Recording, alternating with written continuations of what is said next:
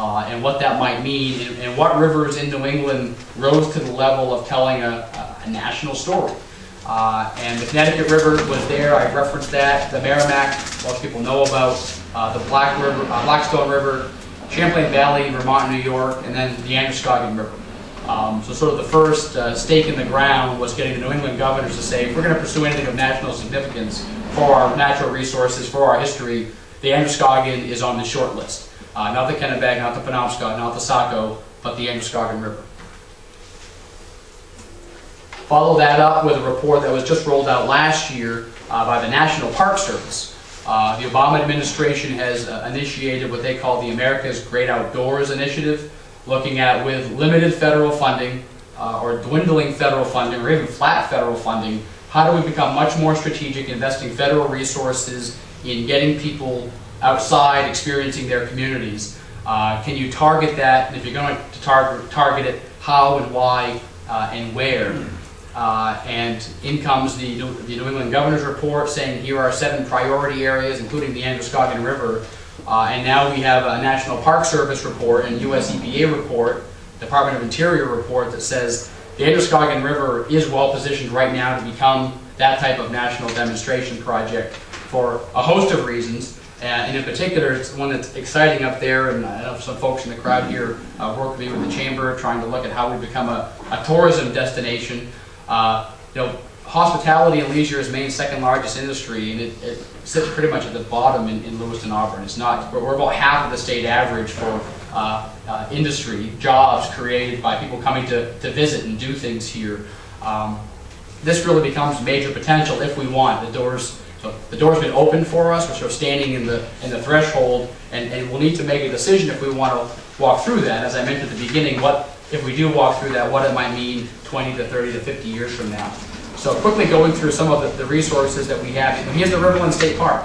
That area that we destroyed, the villages that we destroyed in the early 1900s, is now the northern end of a state park, where hiking trails can walk you through learning about the history of those homes. I didn't do it. I overclicked.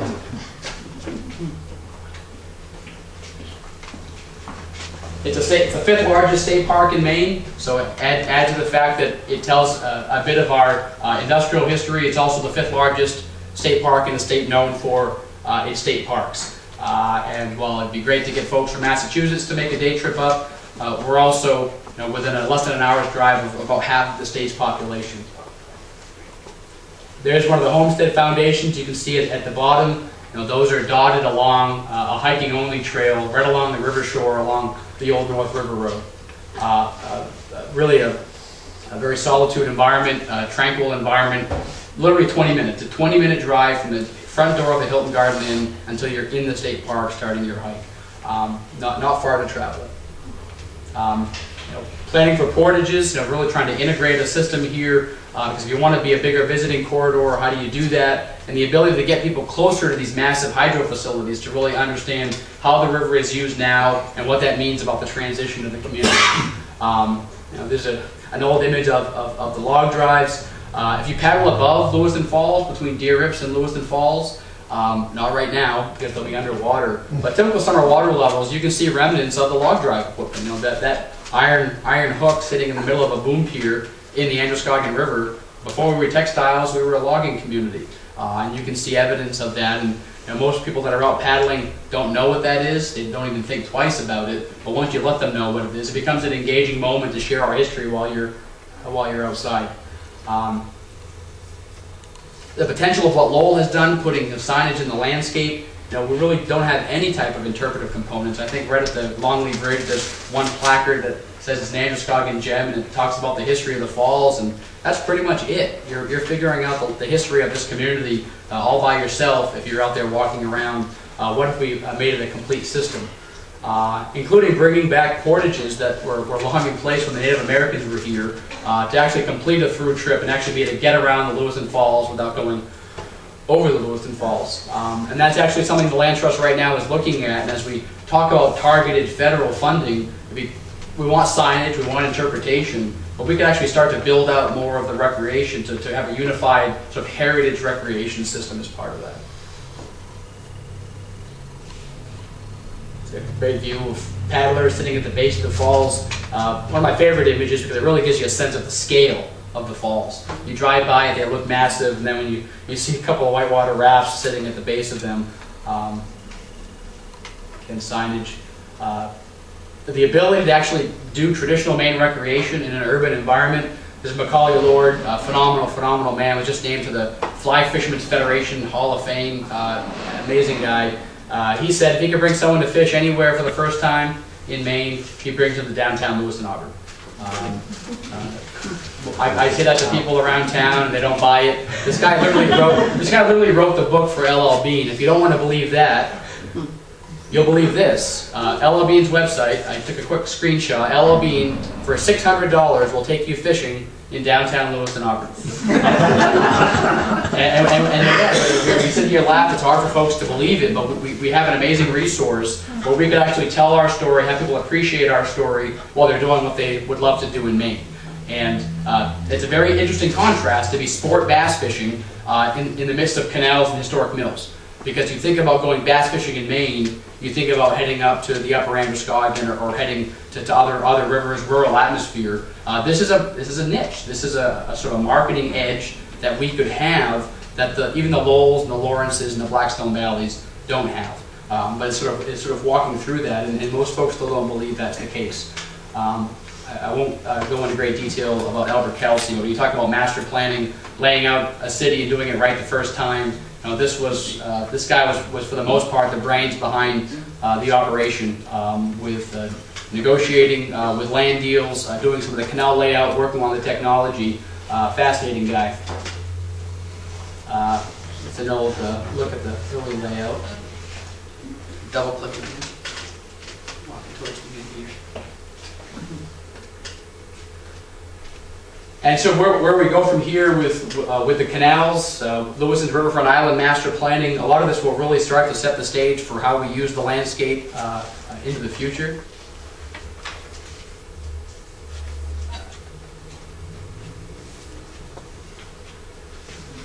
Restoring the historic canal walks, actually taking a place like Smart Pain Railroad Park and actually pulling it down into the river, so those people who want to go sport fishing or want to go paddling or have those types of excursions, just really some amazing potential. I won't go into great detail with this plan, but if you haven't gone to riverfrontislandmasterplan.com, you should, because where we go in the future and how we respect the history of the landscape in downtown Lewiston will be essential to where we go from here. Again, more opportunity for interpretation.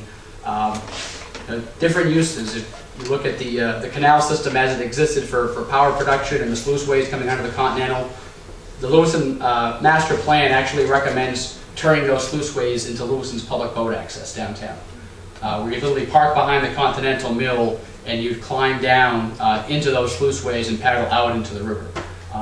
Really being able to respect the landscape and give people that unique experience. Here's a quick screenshot of that. And ultimately, it's about attracting people who want to live here. The studies today say that you need to build a community that's active, walkable, bikeable. People can get out and do things because 21st century employees are more apt to look for a place they want to live and then will find work than go to the place where they're working and then have to live there. It's a very different mindset. It's not 20th century economic development. Very hard to break that mentality. These folks do not look very happy to be working in downtown Lewiston. These people actually look very happy to be working in downtown Lewiston, and this is them after just going out for a kayaking trip downtown. Many of them for their first time getting out on this river and having a chance to experience it and then celebrate it with at a brew pub right downtown. Significant transition. And so the much bigger and broader opportunity, and this is the last slide, it's not just Lewiston Auburn. My greatest frustration, I think something that our generation will be judged on, is our ability to break through the silos and really think big.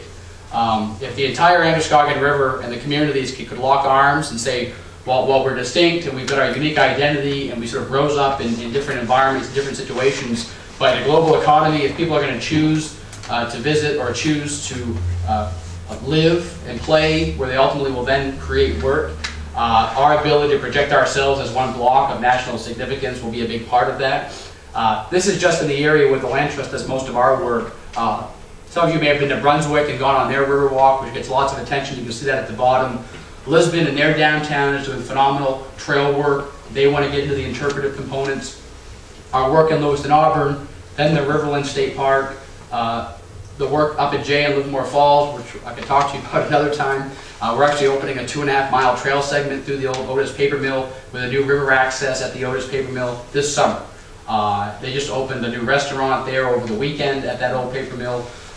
There's a real potential for a land and water-based trail network that runs the entire length of the river, where people could spend 1, 2, 3 days visiting segments and being able to do the traditional main thing. You could camp between some of the cities, you can fish, you can hunt, and you can do it within a very short drive from a base in one of the cities or villages or towns along the river.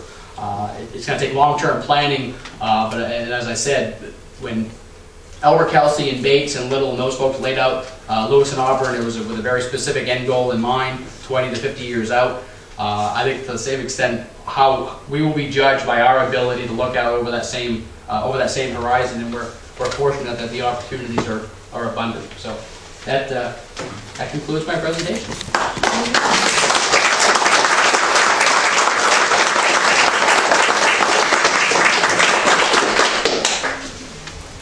Jonathan, does anyone have any questions they'd like to ask? I assume you have a few minutes. Yeah. No place to go. No council meeting tonight. How much different from what we see even when at low water? That view? Yeah. Yeah, that was taken from just under the Longley Bridge.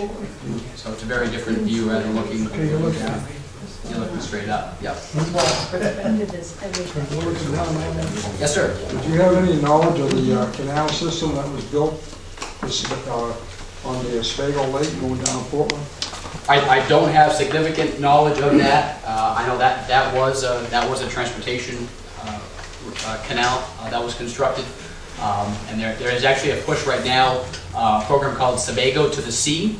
That's Portland Trails National Park Service actually has helped with that, to look at building a trail system along along that canal system or where it existed, to be able to sort of reconnect to that. So I don't have an intimate knowledge of it. There are activities trying to get people to visit that. Portland has a fairly robust trail system, and they want to try to build some tentacles out to get people that want to hike or bike into a broader landscape. Yeah. How much of the land on either side of the river is kind of owned by the public versus private that you would have to like buy it from if you wanted to make it into more public?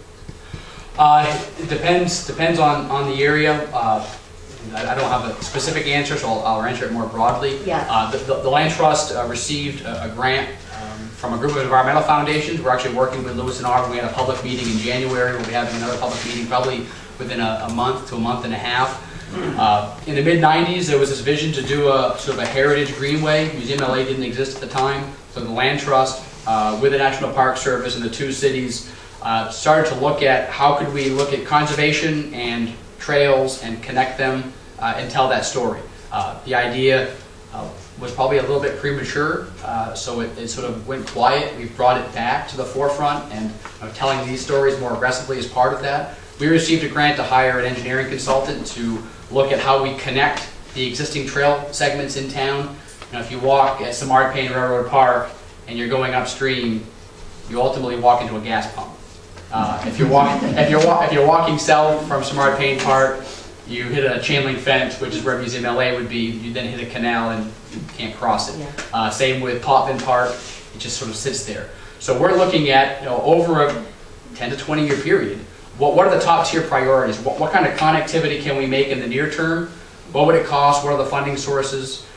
We're finding that people would prefer to see us build loops before cross-country systems. So you could actually start at a point, maybe start at Festival Plaza, go down to New Auburn, and then come back up to Lewis's side.